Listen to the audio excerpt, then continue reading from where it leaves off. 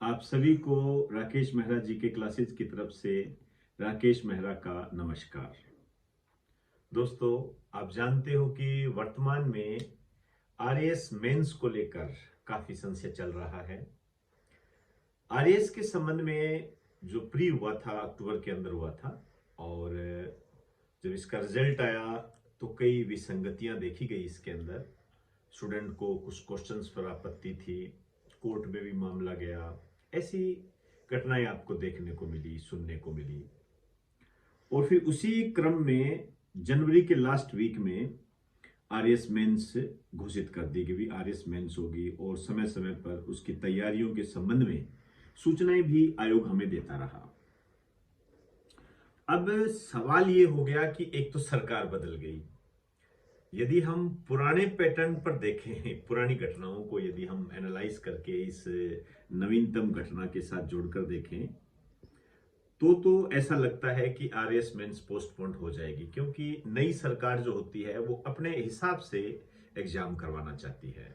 दूसरी ये बात है कि ये जो आरपीएससी है, पिछले 2-3 सालों में संशय की स्थिति में रही। पेपर लीक प्रकरण आपने पढ़े होंगे, सुने होंगे। और जो प्रिंटिंग प्रेस है वो भी एक संदेह के दायरे में रही, ऐसा आपने अखबारों में पढ़ा। तो इस मायने से आरएएस मेंस को आगे होना चाहिए। और अभी आज की ही पेपर की न्यूज है, उस आस्थान पत्रिका की थी, उसमें मैंने ये देखा कि किरोड़ीलाल जी मीणा जो है ये मिले मुख्यमंत्री जी से, और उन्होंने जो स्टूडेंट है आरएएस मेंस के, उनकी समस्या से उन्हें अवगत कराया।